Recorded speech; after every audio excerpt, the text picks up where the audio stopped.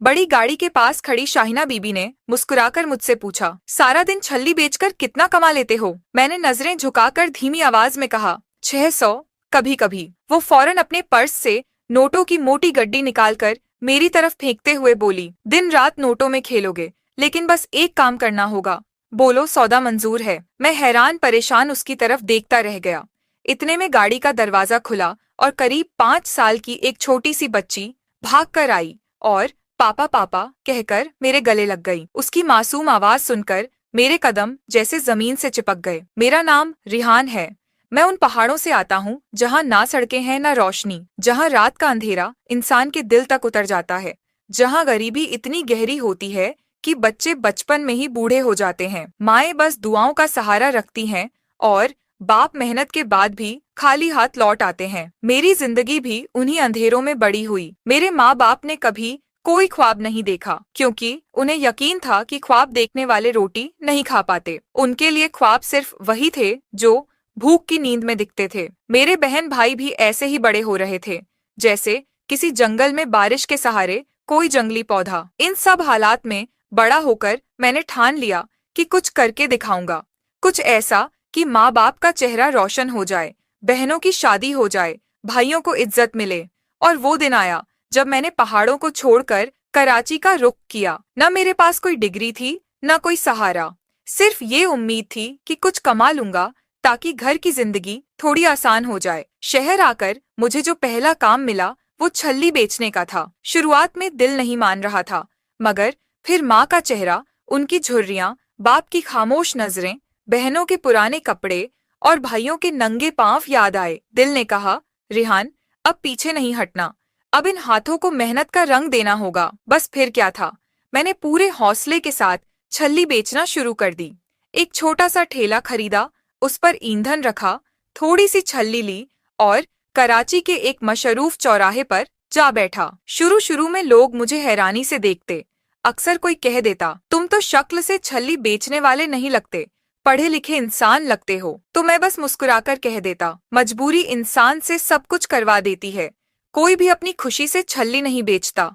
हर ठेले के पीछे कोई कहानी होती है, और मेरी कहानी भी ऐसी ही है। दिन भर धूप में खड़े रहना, चूल्हे की गर्मी से चेहरा जलना, पसीने से भीग जाना। कभी कभी दिल चाहता था कि सब छोड़ छाड़कर वापस सांगड़ के पहाड़ों में लौट जाऊं, लेकिन जैसे ही माँ बाप का चेहरा सामने आता, उनके थके हुए हाथ याद आते, दिल संभल जाता। कभी छोटे छोटे बच्चे नजर आते जिनके पास पैसे नहीं होते थे। कभी कोई फटा हुआ पुराना नोट पकड़कर मासूमियत से कह देता, चाचा छल्ली दे दो, ये लो पैसे। मैं बिना कुछ कहे उनको छल्ली थमा देता, न उनके नोट को देखता न उन्हें लौटाता। शायद इसलिए कि मुझे बच्चों से बेइंतहा मोहब्बत थी। मेरे अपने भाई बहन भी छोटे थे और मैं हर बच्चे में उनको देखता था। शाम को जब ठेला समेटता तो बची हुई छल्ली खुद नहीं खाता, बल्कि किसी ऐसे बच्चे को दे देता जो सड़क के किनारे खड़ा हो या कूड़े के ढेर में कुछ ढूंढ रहा हो। शहर का अपना एक सख्त निजाम था। हर चीज का किराया देना पड़ता था, ईंधन के पैसे अलग, छल्ली खरीदने के अलग।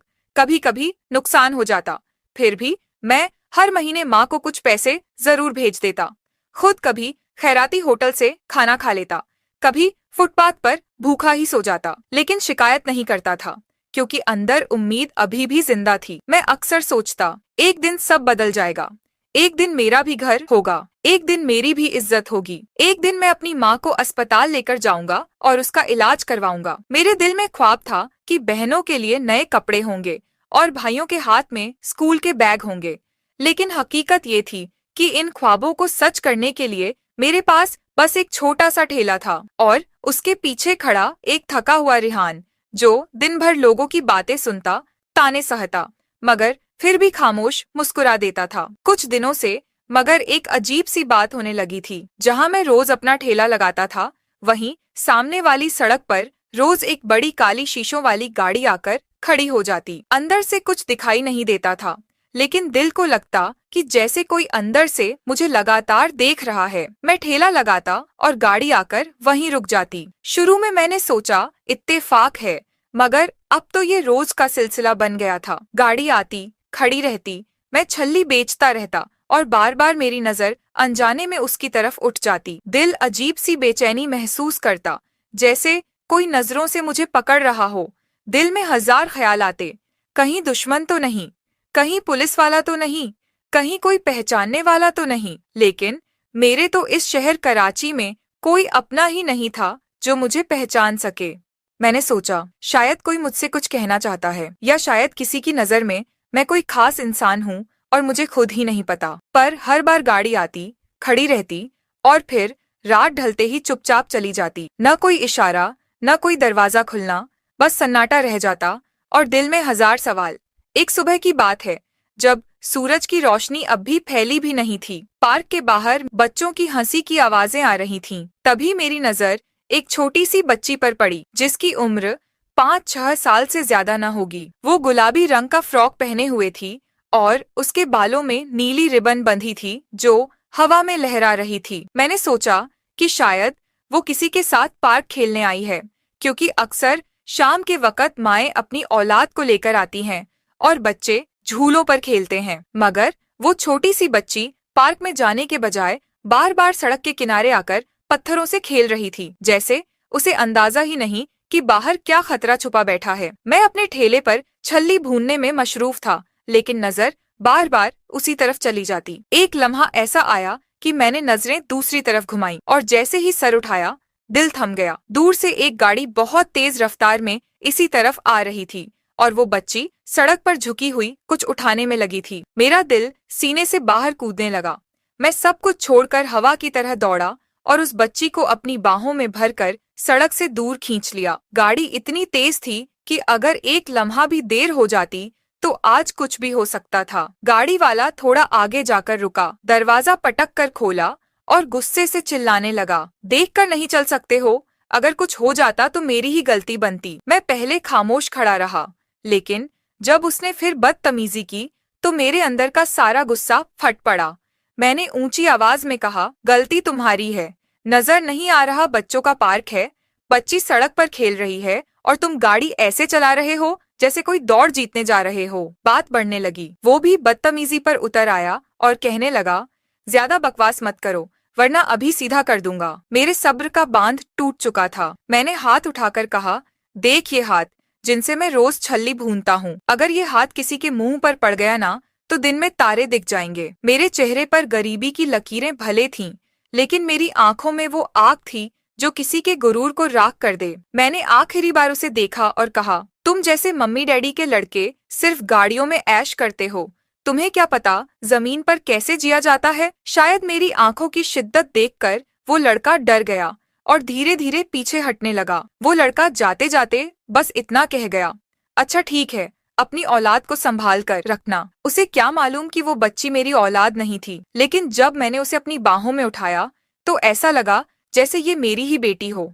हमारे इलाके में शादियां जल्दी हो जाती हैं। अगर मेरी शादी हो चुकी होती तो शायद मेरी बेटी भी इतनी ही बड़ी होती। इस ख्याल ने दिल में एक अजीब सी कसक जगा दी, जैसे दिल की किसी बंद गली में पुरानी यादों का हुजूम उतर आया हो। मैंने उस बच्ची को नरमी से समझाया, बेटा सड़क पर खेलना सही नहीं है, पार्क के अंदर जाइए, झूलों पर खेलिए, वो महफूज जगह है। आपके साथ कौन आया है? वो बस मेरी तरफ देखती रही, कुछ बोली नहीं, फिर अचानक मुड़ी और पार्क की तरफ भाग गई। मैंने उसे जाते हुए देखा। उसके छोटे छोटे कदम पार्क की हरी घास पर पड़ रहे थे, जैसे कोई तितली फूलों के बीच उड़ती हुई चली जाती है। मेरा दिल थोड़ा हल्का हुआ, लेकिन इस वाक़े ने दिल के अंदर एक उदासी भर दी। मैंने सोचा, ये शहर भी कितना अजीब है, जहाँ बच्चे सड़कों पर खेलते हैं और गाड़ियाँ इंसानों को कुचलने के लिए तैयार रहती हैं। खैर, मैंने अपने दिल को संभाला, फिर से अपने काम में लग गया। मैंने छल्ली पलटनी शुरू कर दी और अपनी सोच को रोटी कमाने की मशक्कत में छुपा लिया, क्योंकि मैं जानता था मेरी जिंदगी में रुकने का मतलब है हार जाना, और मैं अब हारने के लिए नहीं बल्कि जीतने के लिए आया था। और फिर एक दिन जैसे मेरी जिंदगी ने खुद मेरे सामने एक नया दरवाजा खोल दिया। वही काली बड़ी गाड़ी जो रोज सामने खड़ी हो जाती थी और जिसके अंदर झांकने की कभी हिम्मत न हुई थी, उस दिन अचानक बिल्कुल पास आकर रुकी। इस बार पहली बार उसके शीशे नीचे हुए। मैंने देखा अंदर एक औरत बैठी थी, शक्ल सूरत से किसी बड़ी अफसर की बीवी या किसी मशहूर शख्सियत जैसी। उसकी उम्र कोई 40 साल के करीब रही होगी, शायद थोड़ा कम या ज्यादा। चेहरे पर गहरा मेकअप था, लेकिन माथे की हल्की झुर्रियों के बावजूद उसकी शख्सियत में एक अजीब सा रौब और नजाकत थी। उसने बड़ी नफासत से काले शीशे की ओट से मुझे देखा और नरमी से कहा, 8 छल्ली पैक कर दो और गरम गरम होनी चाहिए। मैंने सिर हिला दिया और अपने काम में लग गया। मैंने चेहरे पर जरा भी ये जाहिर नहीं होने दिया कि मैं जानता हूँ ये वही गाड़ी है जो रोज मुझे देखने आती है। दिल के अंदर जरूर हलचल थी कि ये औरत यहाँ क्यों आई है। मैंने जल्दी से छल्ली तैयार की। वो खामोशी तोड़ते हुए अचानक बोली, पूरे दिन में कितना कमा लेते हो छल्ली बेचकर? मैंने कहा, कभी 500, कभी 600, महीने का 15 से 18 हजार बन जाता है। वो हैरानी से बोली, फिर इतने में गुजारा हो जाता है? मैंने मुस्कुराकर कहा, गुजारा क्या होता है, जितना बचता है गांव भेज देता हूँ और यहाँ जैसे तैसे गुजारा हो ही जाता है। फिर उसने अचानक एक और सवाल कर दिया, शादी हुई है तुम्हारी? मैंने कहा, नहीं, अभी तक नहीं। उसने मेरा नाम पूछा। मैंने कहा, रेहान, और अपना सामान पैक करने लगा। जब मैंने छल्ली शॉपर में डालकर उसकी तरफ बढ़ाई तो उसने पैसे देने की बजाय अपने बैग से नोटों की मोटी गड्डी निकाली और मेरी तरफ फेंक दी। मैं हैरत में पड़ गया। 8 छल्ली के बदले कोई इतनी मोटी गड्डी कैसे दे सकता है? हाथ बढ़ाकर पकड़ ली। मैं कुछ कहने ही वाला था कि उसने खुद कहा, ये छल्ली के पैसे नहीं हैं। मैं तुम्हें एक ऑफर देना चाहती हूँ। अगर मेरी बात मान ली तो तुम दिन रात नोटों में खेलोगे। बस ये ठेला छोड़ना होगा और मेरे साथ चलना होगा। मेरे दिल की धड़कन रुक सी गई। इतनी बड़ी पेशकश कोई ऐसे ही क्यों करेगा? मैंने हिम्मत करके पूछा, क्या काम करना होगा? वो मुस्कुराकर बोली, काम बाद में बताया जाएगा, अभी बस इतना सोच लो, क्या तुम मेरे साथ चलने के लिए तैयार हो या नहीं? क्योंकि ऐसे मौके बार बार नहीं मिलते और हर किसी के नसीब में नहीं होते। मैं एक लम्हे के लिए चुप खड़ा रहा, फिर उस नोटों की गड्डी की तरफ देखा जो मेरे हाथों में थी। ये कमाई तो मैं आधी जिंदगी में भी नहीं कमा सकता था, और अगर इस औरत ने ये सिर्फ पेशगी दी है तो असल में आगे क्या होगा? दिमाग चकराने लगा, मगर फिर दिल के अंदर से एक आवाज आई, शायद यही वो मौका है जिसका इंतजार मैं बरसों से कर रहा हूँ। शायद यही मेरी तकदीर का दरवाजा है जिसे खोलने के लिए मुझे अपने पुराने रास्ते छोड़ने होंगे। मैंने धीरे से हाँ कर दी। वो मुस्कुराकर बोली, वीगो गाड़ी है, पीछे खुली जगह है,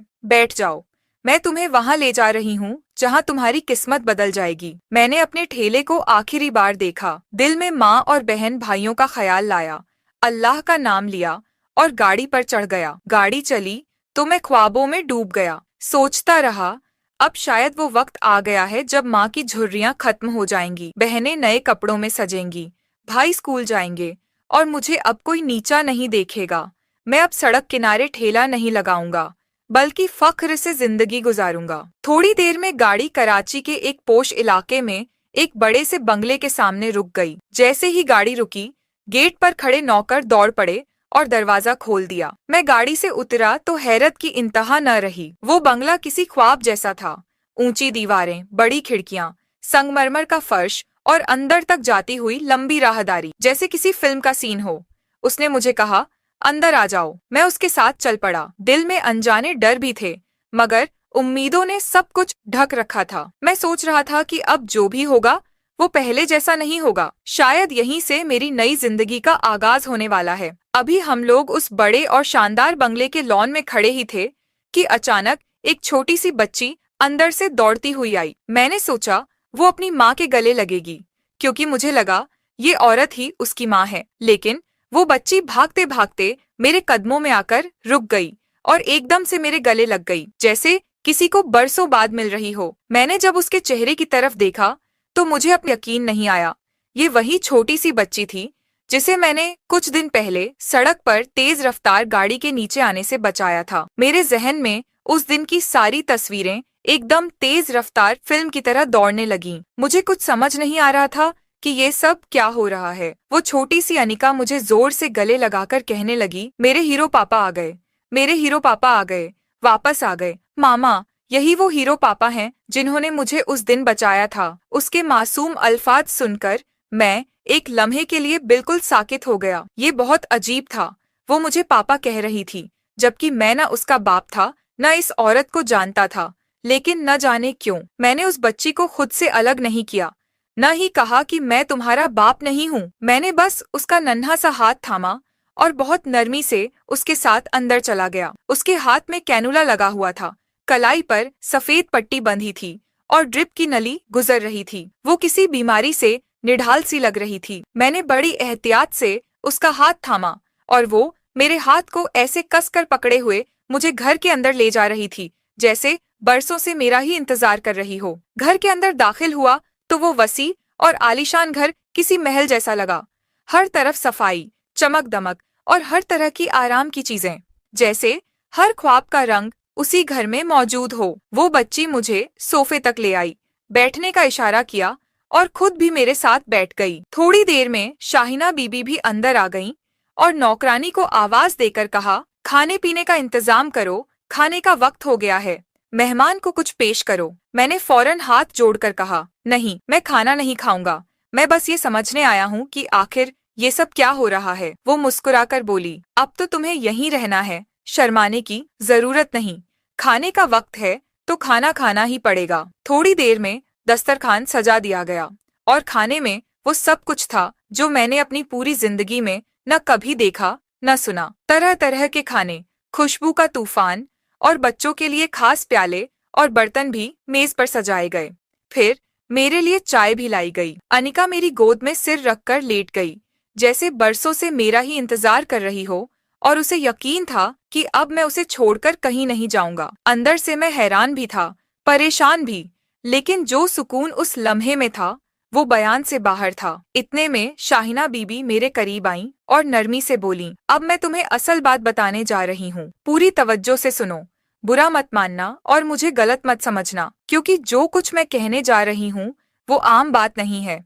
ये सब तुम्हारी जिंदगी बदल देगा और शायद मेरी भी। मैं खामोश होकर उनकी तरफ देखने लगा। दिल को लग रहा था कि अब वो राज खुलने वाला है जो मुझे इस घर तक खींच लाया, और वो कहानी शुरू होने वाली है जिसका आगाज एक छल्ली से हुआ था। शाहिना बीबी ने आहिस्ता आहिस्ता बात शुरू की। मेरा नाम शाहिना बीबी है, उन्होंने कहा। उनके लहजे में एक अजीब सी टूटन थी, जैसे हर लफ्ज के साथ कोई जख्म खुल रहा हो। उन्होंने कहा, मेरे शौहर बहुत अच्छे इंसान थे, वो अपनी बेटी अनिका से बेहद मोहब्बत करते थे। वो अनिका जो इस वक्त तुम्हारी गोद में सिर रखे खामोश बैठी है और हर लम्हा तुम्हारी उंगलियों को थामे हुए है। शाहिना बीबी कहने लगी, बेटियों का रुझान वैसे भी बाप की तरफ ज्यादा होता है और अनिका का तो दिल बस अपने ही बाप में बसा हुआ था, मगर वक्त ने हमारे साथ बहुत बड़ा सितम किया और एक दिन अचानक एक हादसा मेरे शौहर को हमेशा के लिए हमसे दूर ले गया। ये कहते कहते उनकी आवाज रुक गई, जैसे वो अपने आंसुओं को रोक रही हों।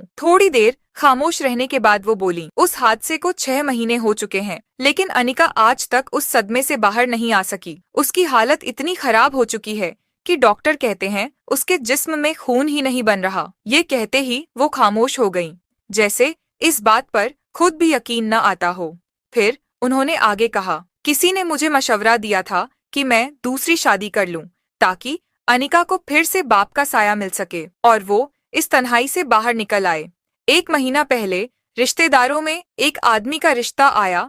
मैंने उससे बात भी की, लेकिन पहली ही मुलाकात से मुझे महसूस हुआ कि उसे अनिका से कोई लगाव नहीं है। उनकी आवाज भारी हो गई। उसके लिए बस ये बात अहम थी कि इस घर में अब दौलत की कोई कमी नहीं रही।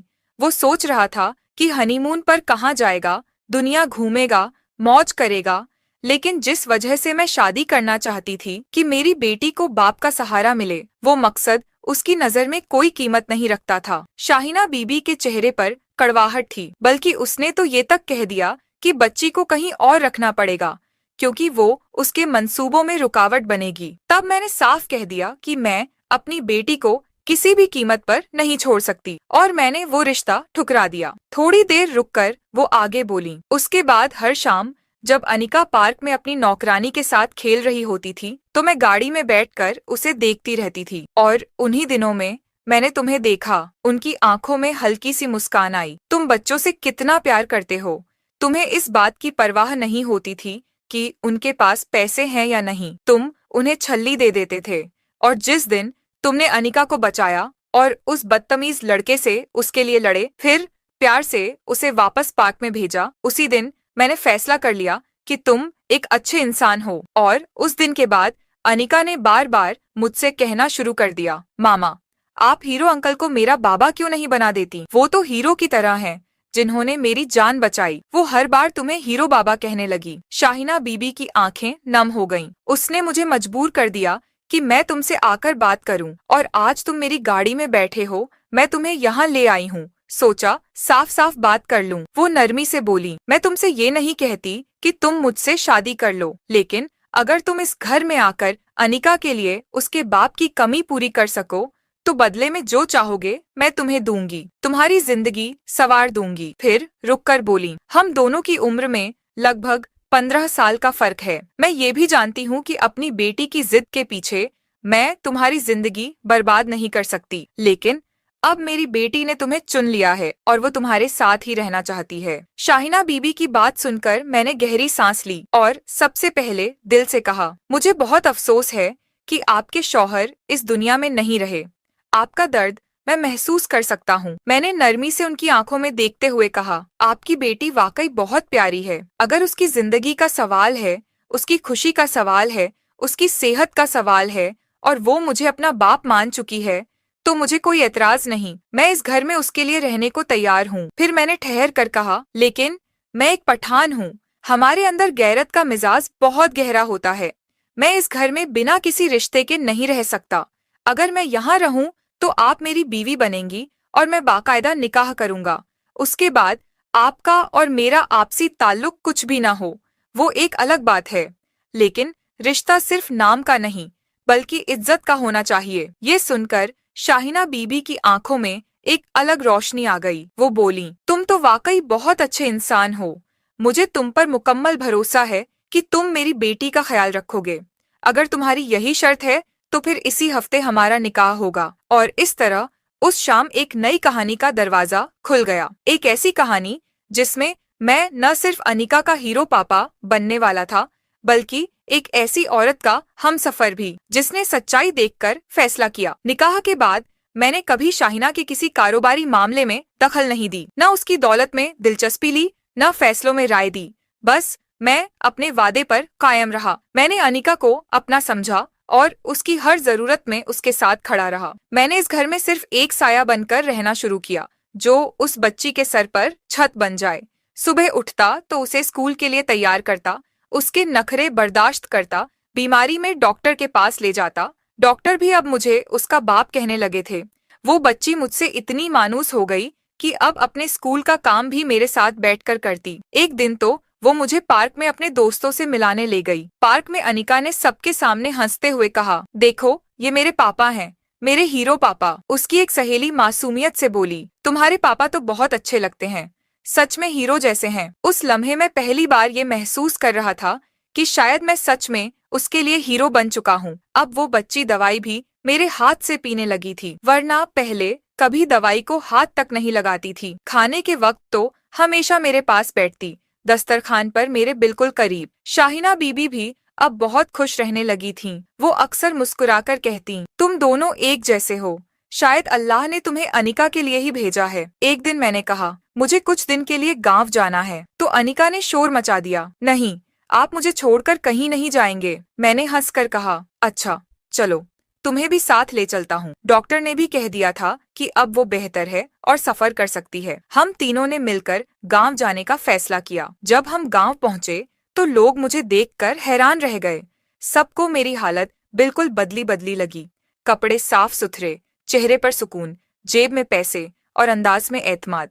सब पूछने लगे, ये औरत कौन है? तो मैंने कहा, ये मेरी बीवी है और ये मेरी बेटी। मेरी माँ, जो मुझसे हमेशा सवाल करती थी, हैरानी से देखने लगी और बोली, ये सब कैसे हो गया? मैंने हंसते हुए कहा, अम्मा, मैंने तो 7-8 साल पहले ही शादी कर ली थी और ये मेरी ही बेटी है। अम्मा खुश हो गई। उसने शाहिना और अनिका को गले से लगा लिया। थोड़ी देर बाद शाहिना ने अलग होकर मुझसे पूछा, तुमने झूठ क्यों बोला? मैंने कहा, इसलिए कि तुम्हारे और मेरे खानदान में इज्जत बनी रहे। गांव के लोग बहुत सवाल करते हैं और मैं नहीं चाहता था कि कोई तुम्हारे बारे में कुछ कहे। शाहिना ने मेरे इस जवाब पर कोई शिकायत नहीं की, बल्कि मेरी समझदारी पर और भी खुश हुई। अब वो मेरी आदतों को पसंद करने लगी थी। मेरी सादगी, मेरी खामोशी और अनिका से मेरी मोहब्बत भरी फितरत उसे अच्छी लगने लगी थी। यूं जो रिश्ता एक मुआहदे पर खड़ा था, वो धीरे धीरे मोहब्बत में बदलने लगा। हम मियाँ बीवी थे, मगर हमारा रिश्ता बिल्कुल दो दोस्तों जैसा था। हम एक दूसरे से हर बात करते और एक दूसरे की हंसी में शरीक होते। फिर अचानक एक दिन वो खामोशी टूट गई और हमने अपनी शादीशुदा जिंदगी का बाकायदा आगाज कर लिया। आज हम दोनों एक साथ हैं और खुश हैं। अनिका अब पहले से कहीं ज्यादा मुस्कुराती है।